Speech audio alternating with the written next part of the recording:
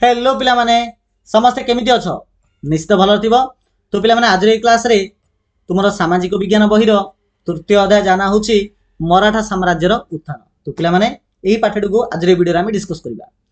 तो पिला माने हम समस्तंकर गोटे चिंताधारा कोन अछि ना दीर्घ 200 वर्ष धरि जो इंग्रेज माने हमकु शासन करथिले से माने भारतर शासन भार मुख्यतः मुगल मानक ठारू हासिल करथिले। किंतु पिला माने एटा ठीक नाही। से इंग्रेज माने भारतर शासन भार मराठा मानक ठारू हासिल करथिले।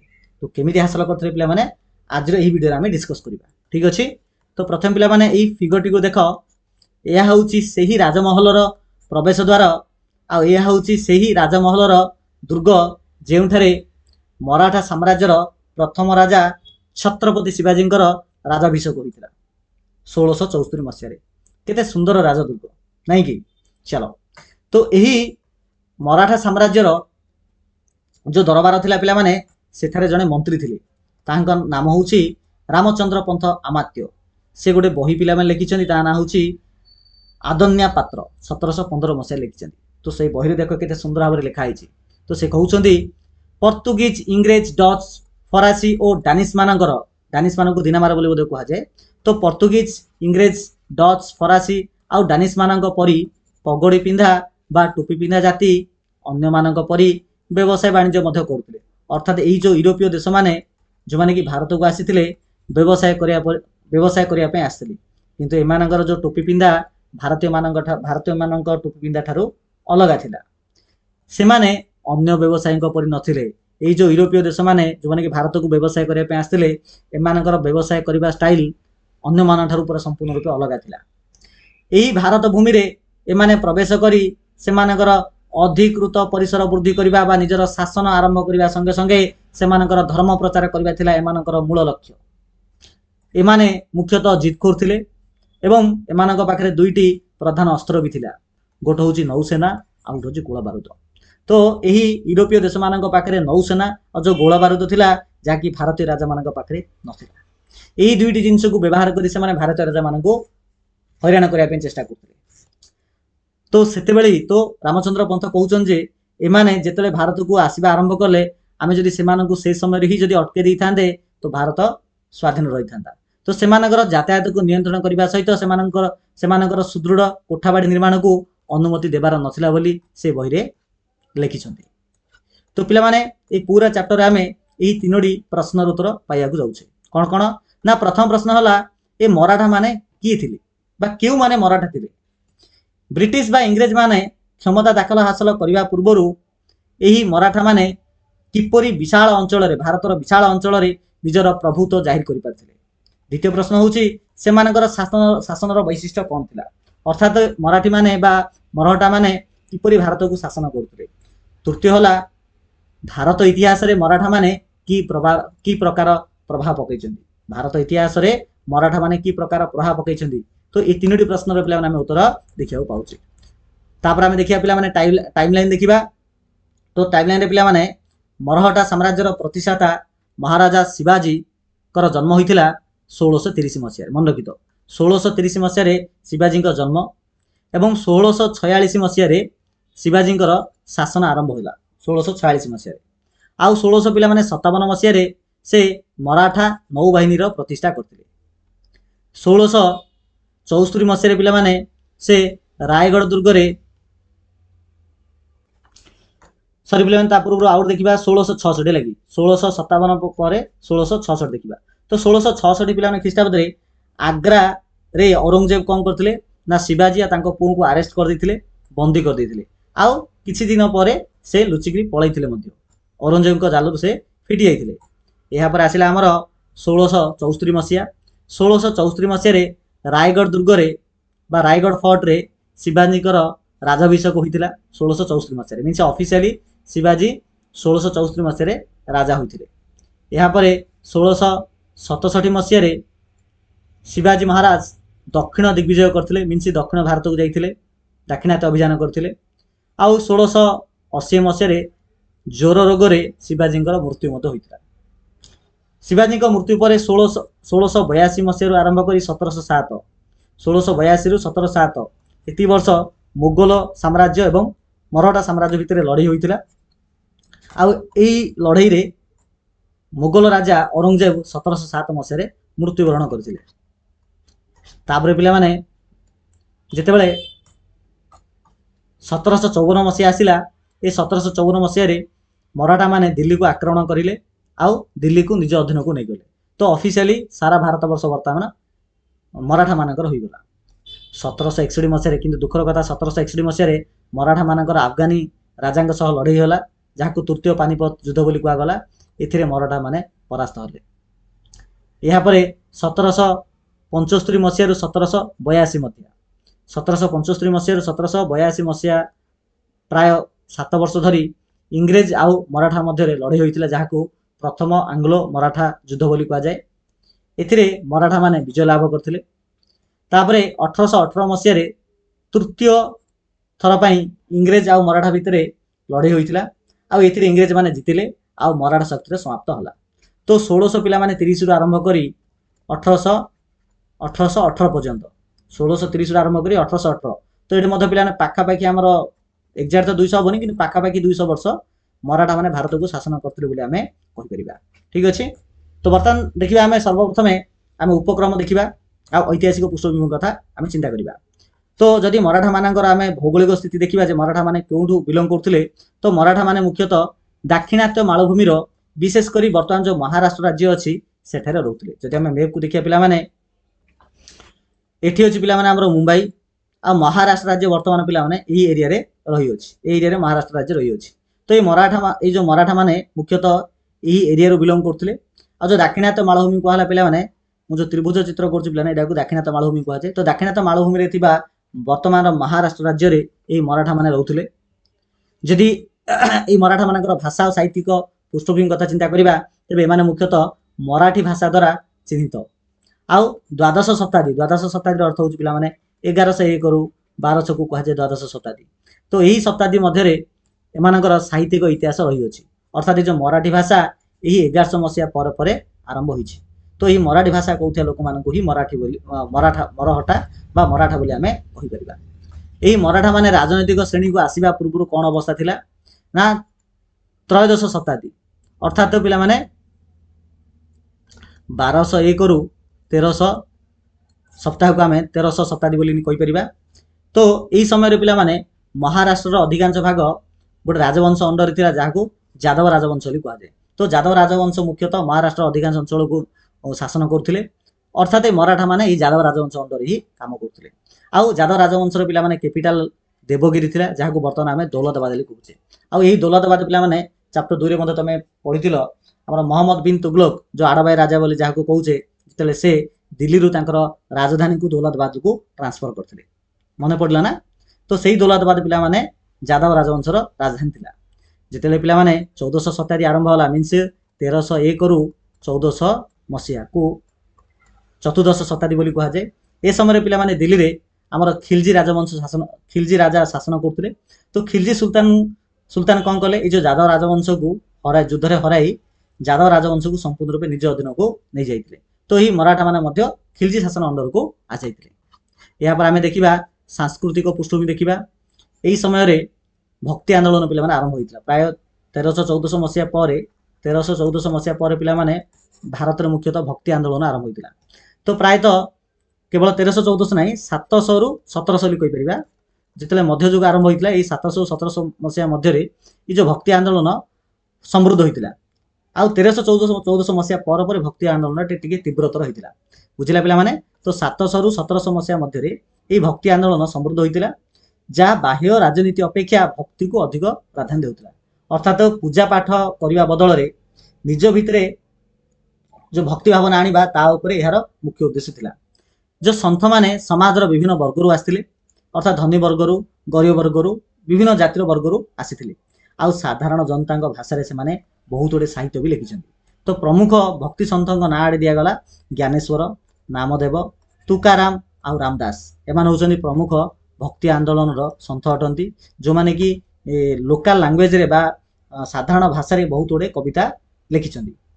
ସେମାନେ ଉପନିଷଦ ଆଉ ଭଗବତ ଗୀତା ଭଳି ମୂଳ ଗ୍ରନ୍ଥ ଗୁଡ଼ିକୁ, ଏଇ ଯେଉଁ ଜ୍ଞାନେଶ୍ୱର, ନାମଦେବ, ତୁକାରାମ, ରାମଦାସ, ତ ଉପନିଷଦ, ଭଗବତ ଗୀତା ଆଉ ଭଳି ଯେଉଁ ମୂଳ ଗ୍ରନ୍ଥ ଗୁଡ଼ିକୁ ମରାଠୀ ଭାଷାରେ ଅନୁବାଦ କରିଥିଲେ। କେତେକ ସନ୍ଥ ସାମାଜିକ ସଂଗଠନ ଏବଂ ରାଜନୈତିକ ସଚେତନତା ଉପରେ କେନ୍ଦ୍ରୀଭୂତ କରିଥିଲେ, ଯାହାକି ପରବର୍ତ୍ତୀ ସମୟରେ ମରାଠାମାନଙ୍କୁ ରାଜନୈତିକ ଭାବେ ଏକତ୍ରିତ ହେବା ପାଇଁ ଏକ ଦୃଢ଼ ସାଂସ୍କୃତିକ ଭିତ୍ତିଭୂମି ପ୍ରଦାନ କରିଥିଲା। ତ ମୋଟାମୋଟି ରୂପେ କହିବାର ଅର୍ଥ ହେଉଛି ଏଇ ଯେଉଁ ଆମର ପିଲାମାନେ ଯେଉଁ ଭକ୍ତି ଆନ୍ଦୋଳନ, ଏଇ ଭକ୍ତି ଆନ୍ଦୋଳନ ଦ୍ୱାରା ମରାଠା ମାନେ ସାଧାରଣ ଜନତାରୁ ଆରମ୍ଭ କରିକି ଗୋଟେ ବିରାଟ ବଡ଼ ସାମ୍ରାଜ୍ୟ ଗଢ଼ି ପାରିଥିଲେ। ଏବେ ଦେଖିବା ମରାଠା ଶକ୍ତିର ପ୍ରତିଷ୍ଠା ଆଉ ଛତ୍ରପତି ଶିବାଜୀଙ୍କର ଅଭ୍ୟୁଦୟ। ଯଦି ଆମେ ଛତ୍ରପତି ଶିବାଜୀଙ୍କ କଥା ଦେଖିବା ତ 1630 ମସିହାରେ ଭୋସଲେ ବଂଶରେ ଆଙ୍କେ ଜନ୍ମଗ୍ରହଣ କରିଥିଲେ। ଆଉ ଶିବାଜୀଙ୍କର ବାପାଙ୍କ ନାଁ ହେଉଛି ଶାହାଜୀ ଆଉ ତାଙ୍କ ମାଆଙ୍କ ନାଁ ହେଉଛି ଜିଜାବାଇ। ତ ଶାହାଜୀ ଆଉ ଜିଜାବାଇଙ୍କ କୋଳରୁ ଜନ୍ମଗ୍ରହଣ କରିଥିଲେ। ବାପା ଶାହାଜୀ ମୁଖ୍ୟତଃ ଯେଉଁ ଦାକ୍ଷିଣାତ୍ୟ ସୁଲତାନ ଅଞ୍ଚଳ ଥିଲା ତାହାର ଜଣେ ଆଙ୍କେ ସାମନ୍ତ ଥିଲେ। ଆଉ ବାପା ପ୍ରାୟତଃ ବାହାରେ ହିଁ ରହୁଥିଲେ, ଘରେ ରହୁନଥିଲେ। ଆଉ ବାପା ଯେହେତୁ ଜଣେ ସାମନ୍ତ ଥିଲେ ସେଥିପାଇଁ ଆଙ୍କୁ କିଛି ଜାଗିରି ମିଳିଥିଲା, ଶାହାଜୀଙ୍କୁ କିଛି ଜାଗିରି ମିଳିଥିଲା। ଜାଗିରି ବେଲେ କ'ଣ ନା ସେବା ବଦଳରେ କର ଆଦାୟ ପାଇଁ ମିଳିଥିବା ଜମି। ତ ଜାଗିରି ହେଉଛି ଯେହେତୁ ବାପା ଦାକ୍ଷିଣାତ୍ୟ ସୁଲତାନଙ୍କର ଜଣେ ସାମନ୍ତ ଥିଲେ, ତେଣୁ ଦାକ୍ଷିଣାତ୍ୟ ସୁଲତାନ ତାଙ୍କୁ କିଛି ଜାଗା ଦେଇଥିଲେ, ଯେଉଁ ଜାଗାରୁ ଶିବାଜୀ ଟ୍ୟାକ୍ସ କଲେକ୍ସନ କରିକି ନିଜର ଖର୍ଚ୍ଚ ମେଣ୍ଟାଉଥିଲେ। ଆଉ ଯାହା ବଳକା ରହୁଥିଲା ତାହା ମୁଖ୍ୟ ରାଜାଙ୍କୁ ବି ଦେଉଥିଲେ। ତ ସେହି ଜାଗିରି ଜାଗାରେ ଶିବାଜୀ ନିଜର ମା ଆଉ କିଛି ବିଶ୍ୱସ୍ତ ଅଧିକାରୀ ଯେଉଁମାନେ କି ଶିବାଜୀଙ୍କୁ ଶିକ୍ଷା ଦେଇଛନ୍ତି, ତ ତାଙ୍କ ଅଣ୍ଡରରେ ତାଙ୍କ ତତ୍ତ୍ୱାବଧାନରେ ପୁନେରେ ଥିବା ନିଜର ଜାଗିରି ମଧ୍ୟରେ ବଡ଼ ହୋଇଥିଲେ। ତ ଜାଗିରି ଯେଉଁ ମିଳିଥିଲା ଆମର ଶାହାଜୀଙ୍କୁ ମୁଖ୍ୟତଃ ପୁନେରେ ମିଳିଥିଲା, ତ ସେଠାରେ ହିଁ ଶିବାଜୀ ରହିଥିଲେ। ଯେତେବେଳେ ପିଲାମାନେ 1446 ମସିହା ଆସିଲା ସେତେବେଳେ ପିଲାମାନେ ଶିବାଜୀଙ୍କୁ ମାତ୍ର 16 ବର୍ଷ ହୋଇଛି। ତ 16 ବର୍ଷ ବୟସରେ ସେ ପୁନେ ଅଞ୍ଚଳରେ ଥିବା ପରିତ୍ୟକ୍ତ ଆଉ ଅପରିହାର୍ଯ୍ୟ ଦୁର୍ଗଗୁଡ଼ିକୁ ଅକ୍ତିଆର କରିବା ଓ ସେଇଗୁଡ଼ିକର ସୁରକ୍ଷାକୁ ଦୃଢ଼ କରିବା ପାଇଁ ସାମରିକ ଅଭିଯାନ ଆରମ୍ଭ କଲେ। କହିବାର ଅର୍ଥ ହେଲା ଯେ ଯେତେବେଳେ ଶିବାଜୀଙ୍କୁ 16 ବର୍ଷ ବୟସ ହୋଇଥିଲା ସେ ସମୟରେ ସେ ଦେଖିବାକୁ ପାଇଲେ ଯେ ପୁନେ ପିଲାମାନେ ସମୁଦ୍ର ଆମର ଆରବ ସାଗରକୁ ଲାଗିରି ପିଲାମାନେ ପୁନେ ଅଛି। ତ ସେଠାରେ ଯେଉଁ ସମୁଦ୍ର ଉପକୂଳ ଅଛି ସେଇ ଉପକୂଳବର୍ତ୍ତୀ ଗୋଟେ ଦୁର୍ଗ ଥିଲା, ଗୋଟେ ଫୋର୍ଟ ଥିଲା ପିଲାମାନେ, ଯାହାକି କାହାର ଅଣ୍ଡରରେ ନଥିଲା, ମାନେ ପରିତ୍ୟକ୍ତ ଅବସ୍ଥାରେ ଥିଲା। ସେ ଯାଇକି ସେଇଟାକୁ ନିଜ ଅଧୀନକୁ ଆଣିଦେଲେ। ଯାହା କାହିଁକି ଆଣିଦେଲେ ନା ନିଜ ସାମ୍ରାଜ୍ୟକୁ ସୁଦୃଢ଼ କରିବା ପାଇଁ ବା ସାମରିକ ଅଭିଯାନ କରିବା ପାଇଁ ତାକୁ ନିଜ ଅଧୀନକୁ ଆଣିଦେଲେ। ସେତେବେଳେ ଆଙ୍କୁ ବୟସ ହୋଇଥିଲା ମାତ୍ର 16 ବର୍ଷ। ତାପରେ ସେ ସ୍ୱରାଜ୍ୟର ସ୍ୱପ୍ନ ବି ଦେଖିଥିଲେ। ଏକ ସାର୍ବଭୌମ ରାଜ୍ୟ ଗଠନ କରିବା ଏହାର ଲକ୍ଷ୍ୟ ଥିଲା।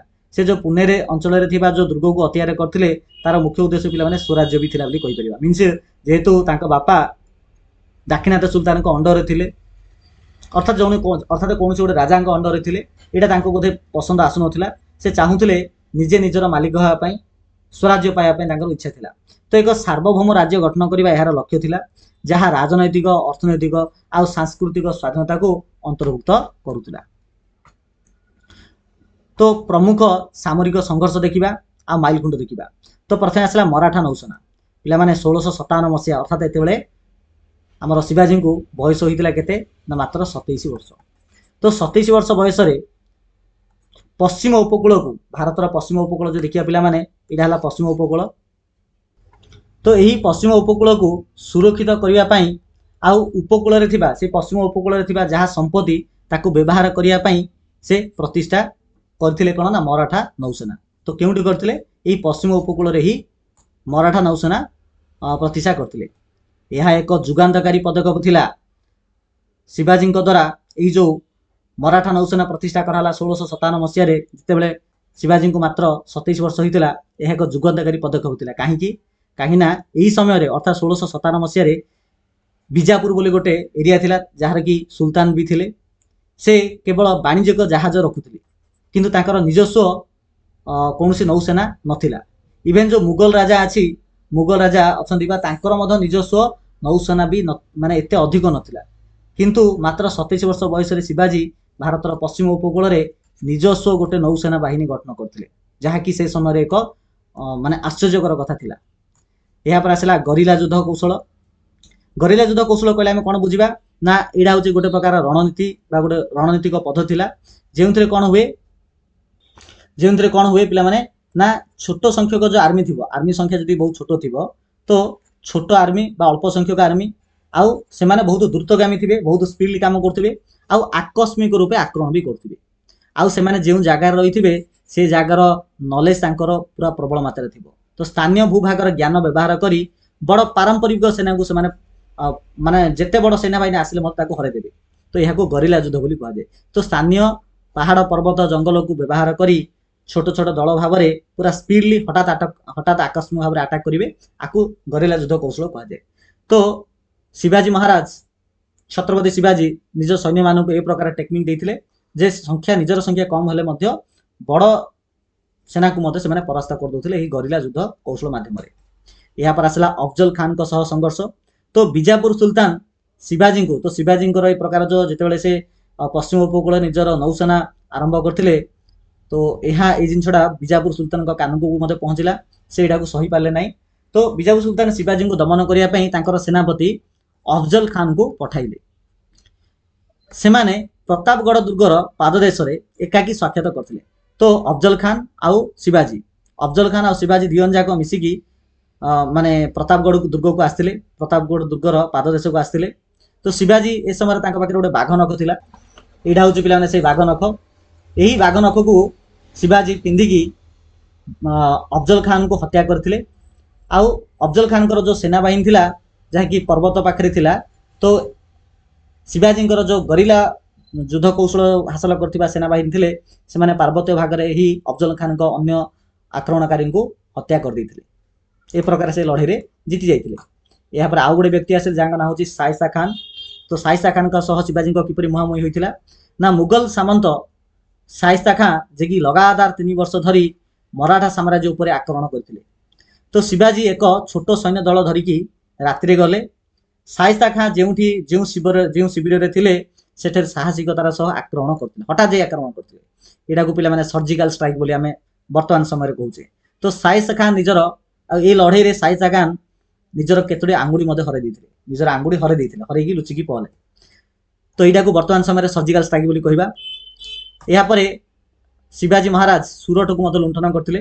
ତ ମୋଗଲମାନଙ୍କ ଆକ୍ରମଣର ଜବାବ ଦେବା ପାଇଁ ତ ମୋଗଲମାନେ ଯେହେତୁ ପଠାଇଥିଲେ କାହାକୁ, ମୋଗଲ ପଠାଇଥିଲେ ସାଇସା ଖାନଙ୍କୁ ପଠାଇଥିଲେ ଶିବାଜୀଙ୍କୁ ହଇରାଣ କରିବା ପାଇଁ ବୋଲି। ତ ଏହାର ପ୍ରତିବଦଳରେ ଶିବାଜୀ କ'ଣ କଲେ ନା, ତାଙ୍କୁ ତ ଲଢ଼େଇରେ ହରାଇଲେ, ଏହା ସହିତ ଯେଉଁ ସୁରଟ ଯୋଉଟାକି ମୋଗଲମାନଙ୍କର ଅଧୀନରେ ଥିଲା ତାକୁ ମଧ୍ୟ ଆକ୍ରମଣ କଲେ। ତ ମୋଗଲମାନଙ୍କ ଆକ୍ରମଣର ଜବାବ ଦେବା ପାଇଁ ଶିବାଜୀ ଧନୀ ମୋଗଲ ବନ୍ଦର, ତ ସୁରଟ ଗୋଟେ ଯେହେତୁ ଦେଖ ପିଲେ ସୁରତ ଅଛି ଏଠି, ଦେଖ ପିଲେ ଆମର ସୁରତ ଅଛି ଏଠି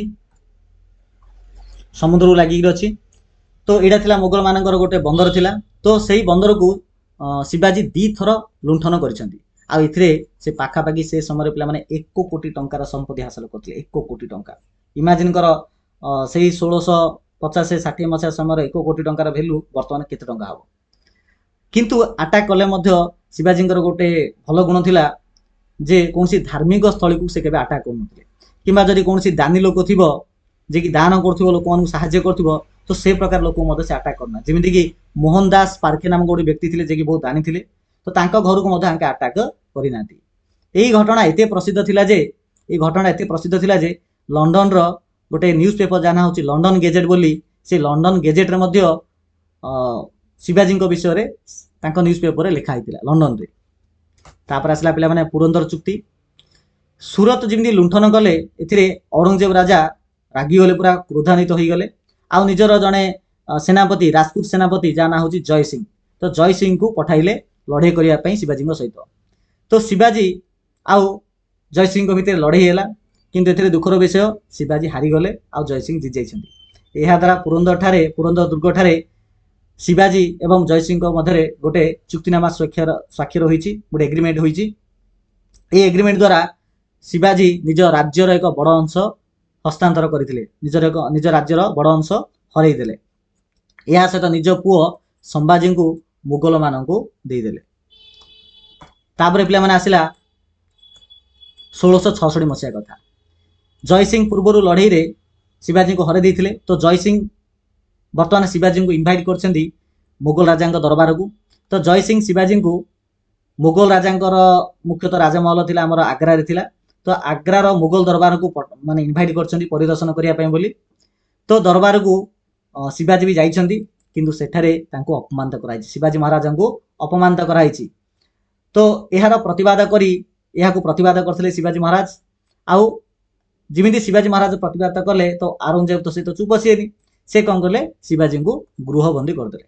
तो एपटे तांकर प्रथम तो तांको पुओ भी थिला औरंगजेब पाखे एवं शिवाजी आरेस्टेड होगी रही गले तथापि शिवाजी माने बहुत चालाकी थे तो चालाक करके से कौन कले ना लुचिकी आग्रह पलि आसिले केमी लुचिकी आसिले देख तो जिते शिवाजी बंदी होते गोटे कम नियोजित दिया कौन ना सन्थ आउ सेनापति मानू मिठा आउ फल बांटियापाई बोली तो मिठा फल बांटियापाई बोली मिठा फल को पैकेट करने कहता तो मिठा फल से जो पैकेट कले पैकेट करके से बाहर को आसुले तो बाहर जो सैन्य मैंने थे से चेक करुले कि क्रमागत रूपे बहुत दिन होगा पर से जानले जे ये जो आमर शिवाजी महाराज हाँ सब दिन तो पैकेट कर तो आउ चेक करें ना तो यार फायदा उठेले शिवाजी तो शिवाजी आ निज पुओ शंभुजी को धरी से मिठा पैकेट भितर रहीगले आउ से मिठा पैकेट को बाहर अणाला आउ से प्रकार से लुचिकी सेतु चतुरात सह दिजन जाक बापा पुओ लुचिकी पलाइले 1664 मसीह यापर आसला आमर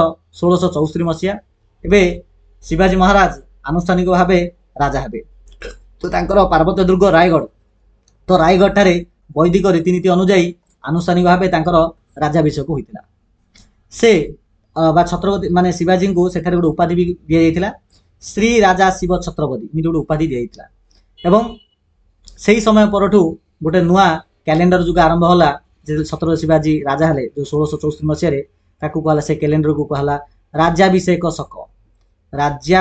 शक नामक गोटे कैलेंडर आरंभ होला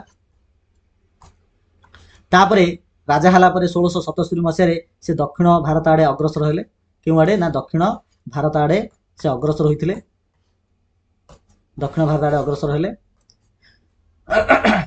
स्पेशली तमिलनाडु उत्तर भाग आ कर्णाटक किसी अंश से जय करी एक बृहत दक्षिण अभियान करथिले यही जो विजय ये जो दक्षिण भारत में स्पेशली तमिलनाडु उत्तर भाग कर्णाटक किसी अंश जो निज अधीन को नहीं पारे यही जिनसा मराठा मान परवर्ती समय मोगल आक्रमण विरुद्ध में अपार रणनैतिक सुविधा प्रदान करथिला यहाँ गोटे मन रख यही समय जिते दक्षिणात अभियान करथिले 1677 मसीह तो दक्षिण भारत में जो ओलंदाज बा डच माने थिले से माने कौन करथिले ना ना दास व्यवसाय करथिले मीन्स ये जो दक्षिण भारत में ओलंदाज माने कौन करथिले बा डच माने कौन करथिले ना भारत रो लोक मान को नेगिरी अन्य देश में बिक्री कर दउथिले जहां को दास व्यवसाय बोली कहबा किंतु जेतेबेले शिवाजी जानिले ए जिनसटा को विरोध कले तो एथिरो धरा पड़छि जे शिवाजी निजर प्रजा मान को नहीं केते गभीर सहानुभूति देखाउथिले तापरे दुखर विषय 1680 मसीहा कथा आसिला तो 1680 मसीह जितेबाला शिवाजी को 50 वर्ष होता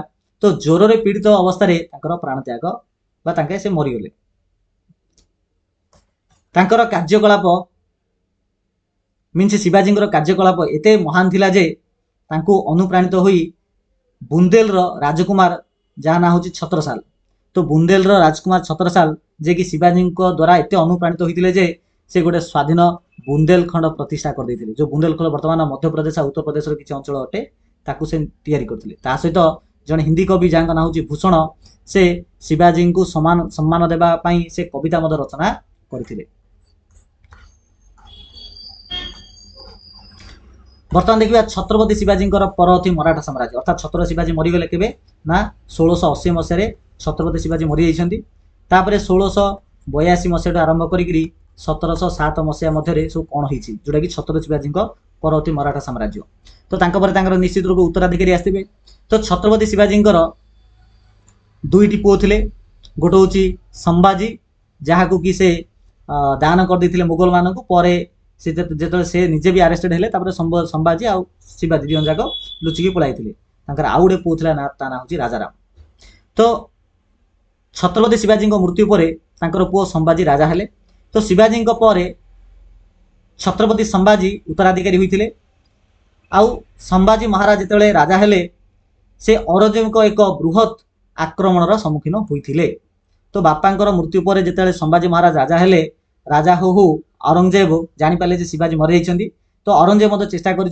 मराठा साम्राज्य को खंड विखंड करदेवाई तो आसिक से आटाक कर तो आटाकर सम्मुखीन किए होती ना छत्रपति संभाजी महाराज होती आउ यही औरंगजेब जी कि बीजापुर आ गोलकुंडा जहाँकि मराठा मानकर पड़ोसी राज्य थिला आको अधीन निज अधीन को नहीं जाइथिला औरंगजेब तो मराठा मान आक्रमण करी मराठा को पूरा खंड विखंड करने चेष्टा करते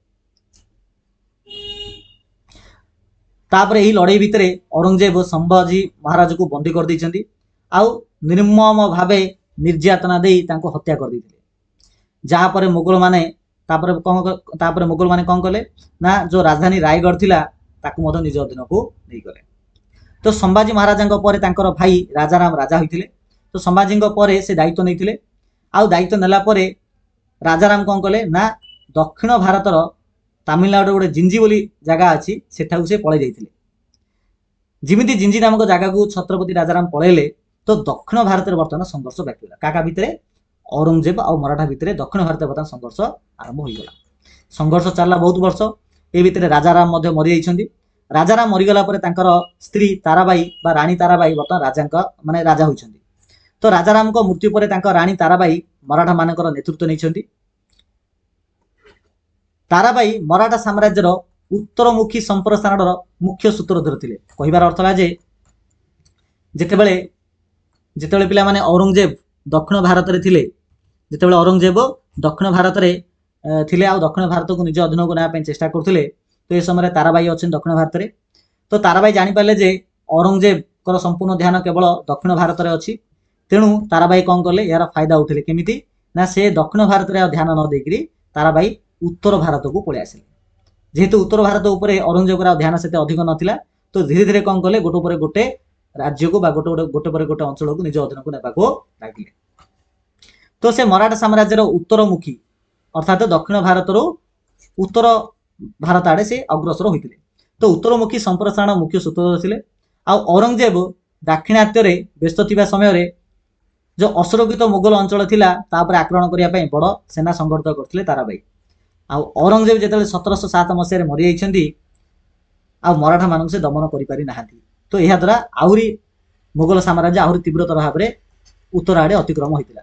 माने प्राय देख को अंचल को मराठा माने अत्याचार कर देथिले। पेशवार, अटक, लाहौर ये सब जगह मध्य अत्याचार कर देथिले। देखो पेशवार जोड़ा कि वर्तमान जो पाकिस्तान अच्छी सेपट आड़े मध्य मराठा मान से एरिया मध्य मराठा मानक अंडर रे आ जाइतिला। एबे देखिबा सांगठनिक परिवर्तन बा पेशवा मानकर अभ्युदय। जितेबाला शिवाजी महाराज थिले अत्यंत केंद्रीभूत शासन प्रणाली रे शासन करथिले। तो शिवाजी महाराज केंद्रीभूत शासन प्रणाली शासन करथिले किंतु शिवाजी पर ये जो केंद्रीभूत शासन प्रणाली विकेंद्रीकरण हो गला। तो एक विकेंद्रीकृत संघ में परिणत हो गला। जिमिति विकेंद्रीकृत हो गला तो आंचलिक जो मुख्य मान थे से बहुत शक्तिशाली हो गए। आंचलिक राजा माने बहुत शक्तिशाली हो गए जहाँकि जो माने कि दिने शिवाजी अंडर रे रही काम करथिले एबे से माने निज निज शक्तिशाली कर दैछन्ती। पेशवा पेशवा बेले कौन ना पेशवा हूँ गोटे मन रखिथ पार्सी शब्द अटे। या प्रधानमंत्री बोली कहबा। कौन कहबा ना प्रधानमंत्री बोली कहबा। तो परवर्ती समय रे पेशवा माने प्रकृत प्रशासनिक और राजनैतिक मुख्य पालटि गले। तो शिवाजी मृत्यु पर पेशवा माने जो माने कि प्रधानमंत्री बोली कह जाउतला तो शिवाजी मृत्यु पर जेतेबेले शासन पद्धति केंद्रीभूत विकेंद्रीकरण हो गला तो जो लोकल राजार अर्थ हूँ जो प्रधानमंत्री माने अधिक पावरफुल हो गले। स्पेशली पेशवा राजा बाजीराव प्रथम आ नाना साहेब। तो बाजीराव पुओ हूँ नाना साहेब। तो एमाने जेतेबेले पेशवा अवस्था थे प्रधानमंत्री पदवी थे तो समग्र भारत में व्यापक संप्रसारण को प्रोत्साहन करते। स्पेशली छत्रपति साहू महाराज जे कि शंभुजी पुत्र अटंती। तो जेतेबेले शंभुजी माने राजाराम मरले तापरे तांको स्त्री ताराबाई भी मृत्यु हो जाइए। ताराबाई मृत्यु पर शंभुजी महाराज जो पुओ थे साहू महाराज से राजा होइछन्ती। तो साहू महाराज अधीन रे जो बाजीराव प्रथम आ नाना साहेब पूरा भारत को पूरा व्यापक कर मीन्स भारत साम्राज्य को मराठा साम्राज्य को पूरा बढ़ई। विकेंद्रीकरण नकारात्मक दिग भी अच्छी। जितेबाला साम्राज्यर शासन पद्धति विकेंद्रीकरण है पेशवा मैंने अधिक पावरफुल है लोकल राजा मैंने पावरफुल है यार किसी नेगेटिव मत अच्छी। जमीक कि बर्तमान जी जी जी आम शिवाजी महाराज जगह जो छत्रपति राजा मैंने रहिले से कथा को आ प्रधानमंत्री मैंने गुरुत्व देले ना तो नियंत्रण कमिगला। तो कम नियंत्रण हेतु केतक क्षेत्र में अशृंखला देखा जाइतिला। जमीक कि जो शिवाजी आदर्श कौन थिला ना कौन गरीब लोक को किए मारिब ना कौन धार्मिक स्थल को केवे आक्रमण करा जी निरपेक्ष थी जी अन्य को साहाय्य कर हराण करा किसी आदर्श थिला किंतु ये आदर्श को कि मानते ना। जमीक कि बेंगल रे गोटे 10 वर्ष धरिकी आंदोलन होता से आंदोलन रे मराठा सैनिक माने बा मराठा जो छोटे छोटे जो राजा मान थे से बेंगल साधारण नागरिक को बहुत हैरान करते धन जीवन नष्ट करदे जदिओ यहाँ शिवाजी काम करने स्टाइल नाला तापर आसला सर्वोच्च संप्रसारण और पतन जदि उत्तर सीमा कथा कहवा तो मराठा माने निजर नियंत्रण लाहौर अटक और पेशवा जहाँकि मुझे कहली पेशवार अटक और लाहौर को विस्तार करते आउ 1761 मसीह पानीपत युद्ध होता ए मराठा माने अफगानी राजा सहित लड़ाई करते मराठा मानकर पराजय होता 1761 मसीह तथापि इमिन ना पराजय होगा बोली मराठा मैंने शोई पड़े सेमिन ना तो मराठा मानकर पुनरुत्थान भी होता तो पेशवा माधवराव प्रथम तो यह समय पेशवा थे माधवराव प्रथम ये 1761 मसीहा समय तो पेशवा माधवराव प्रथम आर सेनापति महाजी सिंधे जहाँ सिंधिया बोली कहुए तो पेशवा माधवराव प्रथम आउर सेनापति सिंधे बा सिंधिया जहाँ कहुए नेतृत्व में मराठा माने शीघ्र निजक संभाली नहीं 1761 मसीह लड़ाई पर निजक शीघ्र संभाली देते आ 1771 मसीह पुणी दिल्ली को पुनर्बार अत्याचार करदे 1761 मसीहा लड़ाई जो अफगान मैंने मराठा मान हर देते मराठा माने दिल्ली को हारी जाते देख पिले आउ थे टाइम लाइन बुझे दूसरी 1754 मसीह मराठा माने दिल्ली को आक्रमण कर निज अधीन को नेले मीन बर्तमान देशर पावर आ मुगल मान पाखे ना मराठा मान पाखक आसला किंतु 1761 मसीहा मीन मात्र दिल्ली को अधीन को नेबार मात्र 7 वर्ष पर अफगानी माने आउ थे दिल्ली को छड़ेकी नहीं जाते पेशवा माधवराव प्रथम और महाजी सिंधे सिंधिया नेतृत्व में 1771 मसीह पुनर्बार दिल्ली मराठी मान अंडर को मराठा मान अंडर को आसी आउ 1771 मसीहा पर पाखापाखि 30 वर्ष कहीं आम पूर्व देखीचे 1818 मसीह तृतीय आंग्लो मराठा वार इंग्राजी मैंने जीतीगले आ मराठा मैंने हारीगले आ मराठा साम्राज्य ध्वंस पाईगला तो 1771 जब आम 30 वर्ष प्लस आड करा तो 1818 ही आसो ना प्राय 40 वर्ष आसो लगे 1771 29 18 तो प्राय 37 वर्ष आसो तो 30 वर्ष प्लस ठीक अच्छे तो आगामी प्राय 30 वर्ष पर्यंत दिल्ली मराठा मान अधीन रही ब्रिटिश मान निकट में पराजय तो British east India company Maratha मान सहित 3टी लड़ाई करते जहाँ 3टी आंग्लो मराठा युद्ध बोली कहुए 1775 आरंभ कर 1818 मसीहा पर्यंत तो मराठा मुख्य मान मध्य तो ये भितर कौन है 1775 1818 मसीहा मध्य जो मराठा मान शासन पद्धति जो केन्द्रीभूत विकेन्द्रीकरण हो गला तो समस्त छोटे छोटे राजा निजक महाराजा भाया फिल कले तो क्या भितर एकता रही आभ्यंतरण कंदल रहा एकता भांगीगला तो यार फायदा ब्रिटिश मान सुविधा है तो मुख्य मान मध्य आभ्यंतरण कंदल आ ब्रिटिश मानकर जो उन्नत वैषयिक तथा सांगठनिक जो दक्षता थिला तो 1818 मसीह मराठा शक्तिर अंत है आ ब्रिटिश माने प्रकृत में मुगल मान ना पिला माने बर मराठा मान भारत जय करते तो जोटा मुझे स्टार्टिंग में कही इंग्रेज मैंने भारत शासन भार मुगल मान नहीं मराठा मान नहीं कहीं 1818 मसीहा बेलू मराठा माने पावरफुल होती तो 1818 मसीह जो तृतीय आंग्ल मराठा वार है लड़ाई है यापर एक्चुअली भारत शासन भार मराठा मान इंग्रेज मान हाथ को जाइथिला ओके पिला माने बर्तमान देखिबा मराठा मान प्रशासन व्यवस्था केमी तो नागरिक मान से किपरि शासन करथिले देखिबा तो प्रथम शिवाजी अधीन जो केन्द्रीकरण शासन पद्धति थिला ताकू देखिबा तो शिवाजी महाराज शासन करने पूर्व जो पदवी गुड़िक थिला वंशानुक्रमिक थिला मीन जे जो पदवी रे थिबो सी मरिगला परे ता पुओ ही से पदवी रहउथिला तो वंशानुक्रमिक जो प्रशासनिक पदवी आ जमी बंटन बा जागी सिस्टम थिला ताकू शिवाजी महाराज उच्छेद करदे आ जेतिकी कर्मचारी को रखिले समस्त अधिकारी मानक केवल राजकोषरु ही सीधा सड़क से दरमा दिगला आगुरी कौन कराला ना जागिर दिया जमी दिया सी मला होता तो सी जागिरा पाखे रोला तो ये व्यवस्था को शिवाजी महाराज भांगिले आउ सीधा राजकोषरु ही से सेलरी दिया चाकरी गला बेले दरमा मिल ना ये पद्धति रखा तो स्थानीय अंचल सहित स्थानीय अंचल जो छोटिया मोटिया राजांकर बा अधिकारी मानकर जेपरि अधिक क्षमता न हो जाए से टाइम टू टाइम अधिकारी मानक ट्रांसफर कर बा नियम कर देखो केते भल व्यवस्था थिला सामाजिक कल्याण युद्ध रे शहीद होइतिबा सैन्य शिवाजी तरफ लड़ी की जो सैन्य माने निज जीवन हर देथिबे तो सेमानकर विधवा पत्नी मानक राज्य कोषरु पेंशन मद व्यवस्था थिला आउ सेमानकर पुओ मानक जदि योग्य होइतिबे सेमानक चाकरी मध्य मिलुतला सामरिक पदवी मध्य सेमानक दिया जाउतला यहाँ पर शिवाजी गोटे जो अष्टप्रधान गोटे मंडल थिला एटा फेमस अटे आ पिलाने परीक्षा पे एटा बहुत इंपोर्टेंट अटे एटा होची पिला माने अष्टप्रधान मंडल जाको आमे अष्टमंत्री परिषद बा अष्टप्रधान मंडल बोली कहि परिबा तो राजा को सहायता करने शिवाजी द्वारा 8 जन मंत्री को नहीं गोटे परिषद गठन होता। कौन कौन देख तो छत्रपति महाराजा 8 जन मंत्री, तो गोटे मंत्री को प्रधान बोली कहला, माने प्रधानमंत्री को प्रधान कहला, भू राजस्व मंत्री को सचिव बोली कहला, न्यायाधीश थे जे कि मुख्य विचारपति रूपे काम करते, पंडित राव जे कि धार्मिक क्रियाकलाप मुख्य थे, सेनापति जे कि मुख्य सेनापति थे, सुमंत जे कि वैदेशिक मंत्री थे, आ मंत्री जे कि बुद्धिमत्ता मंत्री थे, आ अमात्य जे कि अर्थमंत्री थे। इन सब मंत्री गुड़ी को नामकरण करा भिन्न भिन्न विभाग गुड़ी को दि जाता। तब देखिए कर व्यवस्था मीनस साम्राज्य बा मराठा साम्राज्य पैसा कूड़ आदाय करता। तो बाह्य शत्रु मान आक्रमण सुरक्षा आभ्यंतरण बेपार रे हस्तक्षेप न करने बदल में से प्रत्यक्ष शासन में नथिबा बाह्य प्रदेश गुड़िक कर आदाय करते। कहबार अर्थ है देख एबे ए जाक पिला जो जाक ऑरेंज कलर अच्छे जाक मराठा साम्राज्य अंडर थिला, आउ जो जाक ऑरेंज कलर नहीं से जाक मराठा साम्राज्य अंडर नहीं। तो जो जाक मराठा साम्राज्य अंडर नथिला एबे माननीय मनकर हैदराबाद कथा कहबी, तो मराठा मान अंडर नहीं, तो नहीं बेले एमान ऊपर टैक्स पड़ो केते 25 जहाँ चौथ टैक्स बोली कहा जाए, एमान ऊपर टैक्स पड़ो। आउ ए टैक्स जदि एमाने देदेले तो केबे मध्य मराठा माने एमानक राज्य उपरे आखि पकेबे नाही बा तांकर इंटरनल मैटर रे मध्य हस्तक्षेप करिवे नाही, उल्टा एमानकु सहाय्य करिवे।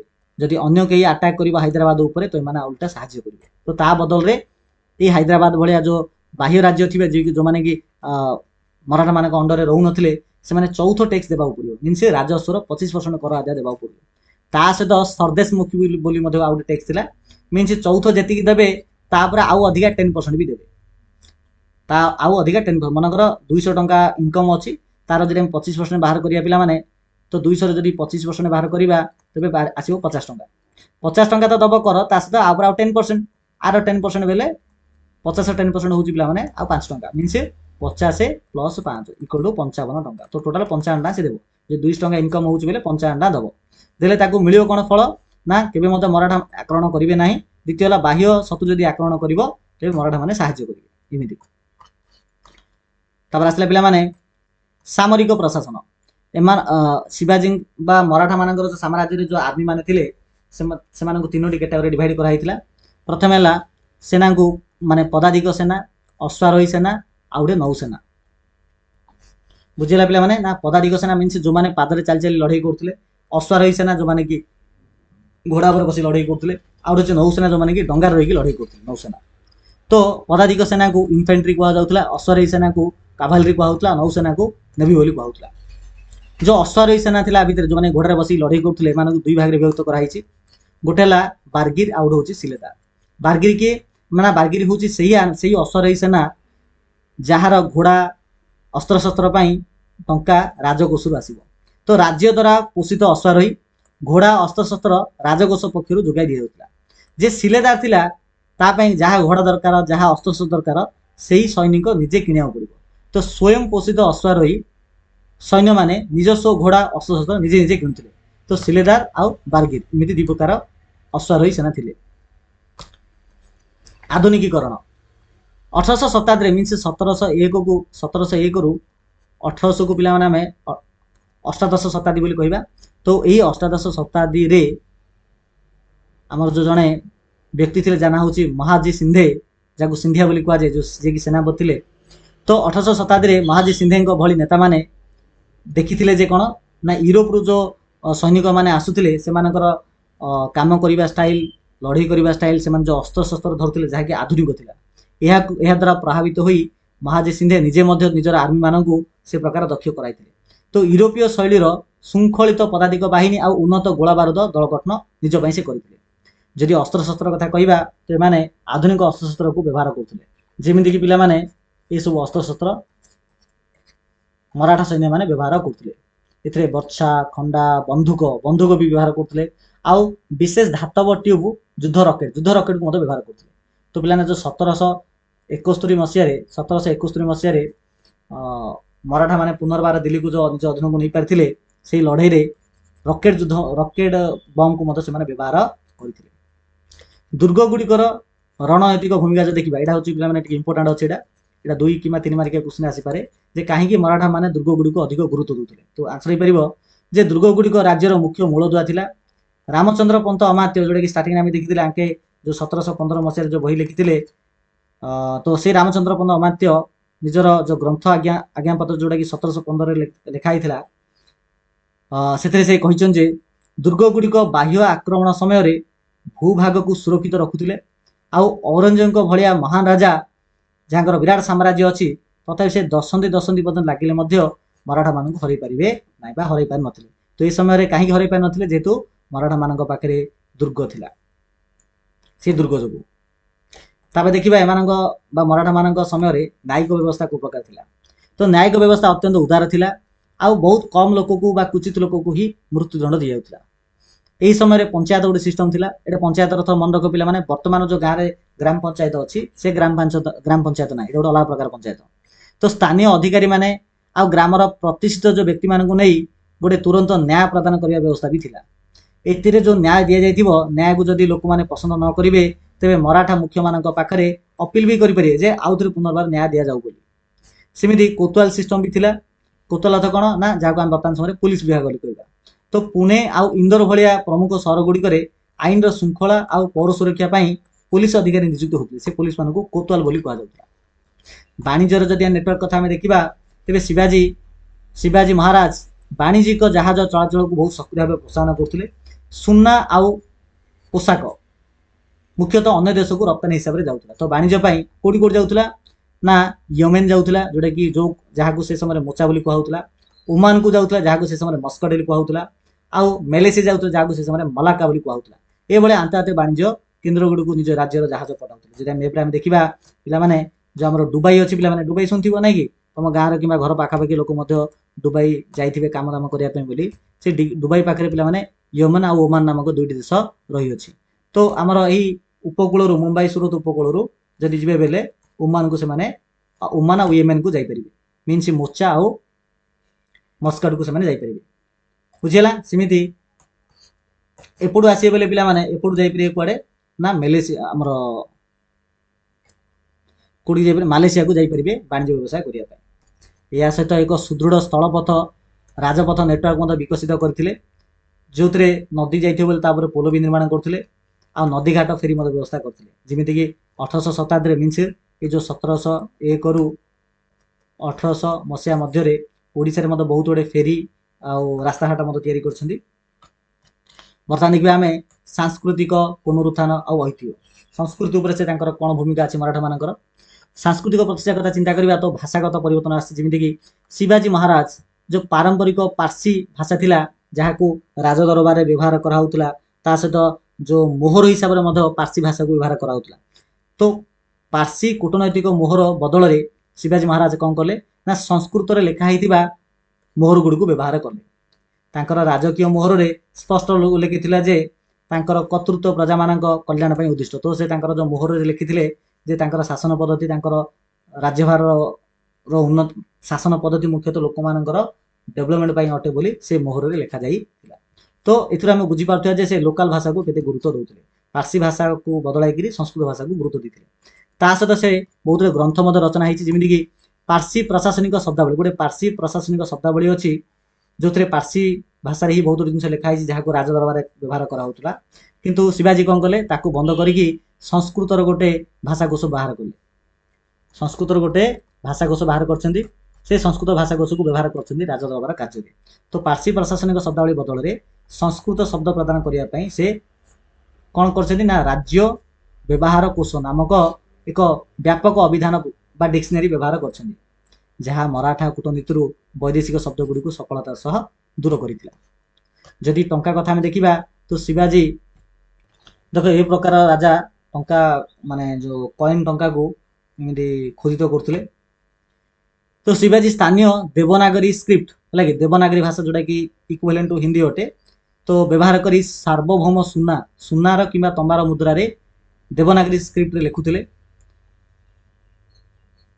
तो 19 शताब्दी ऊनविंश बेले 1801 रु 1900 मसीहा को ऊनविंश शताब्दी कहवा तो ये समय पट्टवर्धन सेनापति माने गोटे स्वतंत्र ए प्रकार कॉइन बाहर करते केते मसीह 1801 रु 1900 तो ये आम देखिली पे 1818 मसीह तो आमर मराठा साम्राज्य लोप पाईगला तो 1801 रु 1818 ए टाइम भितर आम बुझा तो पट्टवर्धन सेनापति माने गोटे गणपति पंत प्रधान रूपया प्रचलन करते ये जो कॉइन रो देखो एटा होची से कॉइन जार एटा हला फ्रंट साइड एटा हला बैक साइड तो जार गोटा साइड रे गणपति बोली लिखा जाइथिला तो भगवान गणेश उद्देश्य रे देवनागरी प्रार्थना लिखा जाइथिला जाकि तुम एटी देखि पारथु गणपति बोली लिखा जाइछि आ आर साइड रे पेशवांक प्रति अनुगत्यर गोटे पार्सी घोषणा थिला क्यों घोषणा थिला पार्सी देखो पंत प्रधान बोली लिखा जाइछि पंत प्रधान पार्सी लैंग्वेज रे तो पार्सी लैंग्वेज लिखा जाइछि जार अर्थ होची पेशवांक प्रति अनुगत्य रहबा पेशवांक कथा मानिया बोली इमिति लिखा जाइछि तापर आसिला पिला माने मोडी लिपि जहाँ को आम मोदी लिपि बोलते कहवा तो मोदी लिपि हूँ देवनागर एक करणी रूप तो मराठा माने मुख्यतः से पत्रालाप यहाँ व्यवहार करते आई लेटरटा देख निजे छत्रपति साहू महाराजा हाथ लेखा मोदी लिपिर एक उदाहरण अटे एटा डी कहना एटा डी कहीदा है कि मोदी लिपि तो आनुष्ठानिक राजा पत्रालाप आ दलिल मुख्यतः देवनागर गोटे स्वतंत्र भाषा अटे ताकू व्यवहार कर धार्मिक नीति कथा देखा तो निजे जड़े जड़े निष्ठापर हिंदू माने राजा बा शिवाजी महाराज निजे जड़े हिंदू होई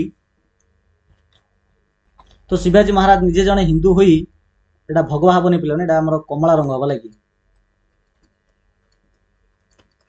देखियो पिला माने शिवाजी जो जातीय पताका थिला ता रंग होउची टिके हमर कमला रंग आसीबो तो कमला पताका आपणैबा एवं ध्वंस हो जाइतिबा मंदिर गुडीकर पुनरुद्धार करथिले तो शिवाजी महाराज निजे जड़े निष्ठापर हिंदू होई मध्ये कमला पताका आपणैथिले आ ध्वंस होइतिबा मंदिर गुडीक जेको धर्मर मंदिर को से पुनरुद्धार करथिले ता सहित मराठा माने धार्मिक सहिष्णुता थिले मीन्स निजे हिंदू धर्म बोली अन्य धर्म को हैरान करबा तांकर उद्देश्य नथिला अन्य धर्म प्रति मध्ये से पात्र अंतर करनथिले पूर्व शासन काल रे बाधा प्राप्त होइतिबा आंचलिक परंपरा को पुनर्जीवित करिया पई से बहुत पदक्षेप नेथिले जेमिति कि जदि ओडिसा कथा कहबा ओडिसा जो पुरी ठारे जगन्नाथ मंदिर पूजा पाठ बंद हो जाइतिला कि जेतेबेले ओडिसा मराठा मानक अंडर को आसिला तो मराठा माने पूरे जगन्नाथ मंदिर पूजा विधि आउते आरंभ करथिले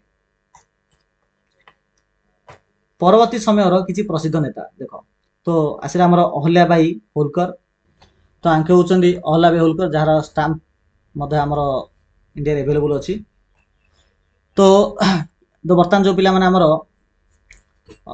उत्तर भारत रे जो इंदौर बोली गोटे सहर अछि तो से इंदौर सहर को केंद्र करी गोटे जो एरिया अछि ताकू होलकर राजवंश शासन करथिले तो से होलकर राजवंश इनडायरेक्टली मराठा मानक अंडर ही थिले तो से होलकर राजवंश जने आदर्श शासक जाना होची अहल्याबाई होलकर दीर्घ 30 वर्ष धरी सफलतार सह शासन करी जन कल्याणमूलक कार्य करथिले से समग्र भारत जदियो तांके इंदौर राणी थिले आगे मन रखि स्त्री लोकटा अटंती तो आंकर स्वामी पुओ समस्ते मरि जाइथिले तथापि से दीर्घ 30 वर्ष धरी शासन प्रजाभिमुखी शासन करथिले तो समग्र भारत मीन्स उत्तर केदारनाथ आरंभ कर दक्षिण रामेश्वरम पर्यंत शह शह मंदिर घाट आ विश्राम गृह तैयारी करथिले आ तार पुनरुद्धार मध्य करथिले स्पेशली वाराणसी जो काशी विश्वनाथ मंदिर अच्छी आ गुजरात जो सोमनाथ मंदिर अच्छी ताको तार पुनर्निर्माण करथिले ता सहित से मध्य प्रदेश रे जो प्रसिद्ध महेश्वरी बयन शिल्प अच्छी जहाँकि एवं फेमस अटे तो मध्य प्रदेश महेश्वरी बयन शिल्प माने टेलरिंग काम ताकू से आरंभ करथिले जोडे कि एबे मध्य गोटे बड़ इंडस्ट्री हिसाब रे काम करूछि आ गोटे कैरेक्टर आसला कान्होजी आंग्रे बोली जे कि जने प्रसिद्ध नौसेना सेनापति थिले जे कि फेमस अटनी कोथि ना उपकूल भौगोलिक स्थिति आ चतुरतार सह रणनीति प्रस्तुत करबे से बहुत फेमस अटनी आ एही चतुरतार सह जो प्लान करिकी जो यूरोपीय नौसेना को युद्ध रे माने परास्त कर दिथिले गोटे काटाज बोली पिला गोटे टेक्स्ट थिला तो यूरोपीय माने भारतर जो जगह नौसेना तैयारी करथिले सेठारे भारतर जदि कौन लोक जहाज धरी अन्य देश को जावाई ट्राए करिवो ता उपरे काटाज नाम गोटे वाणिज्य टैक्स गोटे पकायार तो जितेबाला मराठा माने जानिले तो मराठा मानकर जो आंके थिले नौसेना सेनापति जहाँ ना हूँ कान्हाजी आंग्रे आंके एमती योजना कले जे यूरोपीय माने ही निजर जो बंदर गुड़िक थिला से बंदर रे निजे यूरोपीय माने ही टैक्स देवाक बाध्य करथिले तो एमती थिला तार आउटे कैरेक्टर आसले नाना फडणवीस तो पेशवा मानक अधीन जड़े किंबदंती गोटे कूटनीतिज्ञ होउछन्ती आंके नाना फडणवीस जे कि माने एते कूटनीतिज्ञ अटंती माने बढ़िया कूटनीतिज्ञ अटंती दुईटी राजा जो मान भितर सब झगड़ा होउथला तांकु से मिसे देले आ इंग्रेज मान विरुद्ध रे उस्कई देथिले तो पेशवा मान अधीन जड़े किंबदंती कूटनीतिज्ञ अटंती जे कि महीशूर हैदर अली आ हैदराबादर निजाम भलिया पारंपरिक प्रतिनिधि मानक मराठा मानक सह एकत्रित करी इंग्रेज मानक विरुद्ध रे एक मेंट गठन कर देथिले। तापर आमे देखिबा तांजावुर कथा देखिबा। तांजावुर जोटा कि हमर दक्षिण भारत रे अछि। तो 1700 शताब्दी 17 शताब्दी मीन्स 1601 रु 1700 मसीहा को 1700 शताब्दी कहबा। तो ए समय मुख्यतः हमर शिवाजी महाराज हमर मराठा साम्राज्य आरंभ करथिले। तांकर गोटे साबत भाई थे शिवाजी जहाँ ना हूँ एकोजी। तो एकोजी द्वारा तांजोर ठारे मराठा साम्राज्य आरंभ होता है 1700 शताब्दी। आउ स्पेशली एकोजी तमिल भाषा, तेलुगु भाषा और मराठी भाषा समस्त भाषार मिश्रण रे एक अनन्य बहुभाषी संस्कृति को प्रोत्साहन से करथिले किए एकोजी, जे कि शिवाजी साबत भाई थिले। तापर सरफोजी द्वितीय आसिले, जे कि तंजावुर सबुठारु प्रसिद्ध शासक अटंती। निजे सरफोजी द्वितीय गोटे मराठी नाटक गोटे लिखिथिले जहाँ ना हूँ देवेंद्र कुरभंजी। देवेंद्र कुरभंजी नामक गोटे नाटक लिखिछंती। ए देवेंद्र कुरभंजी रे कोन करछंती ना विश्व भूगोल को से नाटक माध्यम रे परिवेषण कराइछंती। ता सहित संगीत और नृत्य को प्रोत्साहन देथिले। जो बर्तमान जो कर्नाटक संगीत अच्छी आउ जो भारतनाट्यम अच्छी तार प्रारंभिक विकास सरफोजी द्वितीय जो ही हो पारि। धन्वंतरी महल बोली गोटे मेडिकल भी तैयारी करछंती, जोठारे फ्री ऑफ कॉस्ट रे ट्रीटमेंट होउथला, माने भारतीय स्टाइल रे किंबा वेस्टर्न स्टाइल रे। तो भारतीय स्टाइल रे किंबा पाश्चात्य चिकित्सा पद्धति रे मागणा रे चिकित्सा करूथले। ता सहित भारत रे प्रथम करी स्थानीय लोकों द्वारा परिचालित प्रिंटिंग प्रेस छापाखाना मध्य स्थापन करथिले। कि स्थापना करथिले? सरफोजी द्वितीय। या सहित जो बृहदीश्वर मंदिर अच्छी पिलाने, बृहदीश्वर जो मंदिर अच्छी तार पत्थर तार जो कांथरे जहाँकि पत्थर तैयारी थिला, सेथिरे से भोसले परिवार अथवा निज परिवार व्यापक इतिहास से खोदित करथिले। एटा होची सही इतिहास जहाँकि कांथरे लिखा जाइछि। बृहदेश्वर मंदिर कांथरे कहा द्वारा लिखा जाइछि? हमर सरफोजी द्वितीय द्वारा लिखा जाइछि। ठीक अछि। तापर पे आसला क्रमानुसार संक्षिप्त विवरणी, माने जोड़ा कि टाइमलाइन आम देखुचे। 1630 मसीह छत्रपति शिवाजी महाराज जन्म होता। 1646 जो दुर्ग गुड़ी अधिकार करते पुणेर। 1657 नौसेना आरंभ करते। 1665 ये गोटे मन रखिए, गोटे नोट भी ना शिवाजी नौसेना है 4टी नौसेना आमर जो मस्काट अच्छी जो येमेन अच्छी येमेन को जहाँ मस्काट कहला सेठारे से पहुँचते। तो देख पे मैंने येमेन को मोचा बोली कहुए, आ मस्काट को ओमान बोली कहुए, आ मालेशिया को मालाका बोली कहुए। तो मस्काट अर्थ हूँ ओमान। तो ओमान अटे लगी। तो कथा कौन होता ना 1665 मसीह तो 1665 मसीह शिवाजी 4टी माने सेना 4टी माने जो डंगा बा नौसेना मस्काट जाई पहुँचला, ओमान जाई पहुँचला पर सेठ जे राजा थिले से ताकू प्रतिहत करने चेष्टा कले। तापर जिते से ओमान राजा जानले जे शिवाजी पाखे 100 अधिक संख्यक जहाज नौसेना अच्छी बोली, तो डरिकी से छाड़ देते। 1666 मसीह आग्रा रे शिवाजी को बंदी कराइला आ टोकई साहाଯ୍य से लुचि पलाई निज पुओं सहित। 1674 रायगढ़ दुर्ग में शिवाजी राज्याभिषेक होता। 1677 दक्षिण दिग्विजय करते। 1680 ज्वर से मृत्युवरण करें। तापर 1682 रु 1707 मसीहा मध्य मोगल और मराठा लड़ाई होता जो औरंगजेब मृत्यु होता। तापर 1800 शताब्दी प्रारंभ में रानी ताराबाई राजा हेले आ उत्तर दिग को निज साम्राज्य संप्रसारण करते। 1715 रामचंद्र पंत अमात्य द्वारा गोटे ग्रंथ लिखा है जोटा कि आम बहिर स्टार्टिंग देखी। आ 1754 मसीह मराठा माने दिल्ली को निज अधीन को नहीं गले। 1761 अफगानी मान विरुद्ध में तृतीय पानीपत युद्ध होता जो मराठा माने परास्त होते। 1771 महाजी सिंधे नेतृत्व में पुनर्बार मराठा माने पुनरुद्धार करते और दिल्ली को निज अधीन को आनी। आ 1775 1782 मध्य मराठा और इंग्रेज मान भितर लड़ाई होती जहाँ प्रथम आंग्ल मराठा वार कहुए, जो मराठा माने विजय लाभ करते। कहीं नाना फडणवीस आ महाजी सिंधे निकट में ब्रिटिश माने आत्मसमर्पण करते। किंतु 1818 मसीह तृतीय आंग्ल मराठा वार है जो ब्रिटिश मान द्वारा मराठा माने हारी जाते और मराठा एम्पायर पूरा एडे ध्वंस हो जाता। तो पे यह पूरा आमर यही चैप्टर विषय वस्तु। तो आशा करछि समस्ते ए चैप्टर को बुझी पारथिबे। तो यार परवर्ती वीडियो रे पिला माने यार क्वेश्चन आंसर वीडियो को हम डिस्कस करबा। तो चलो पहले वीडियो को एठे एंड करबा। समस्त को थैंक यू सो मच।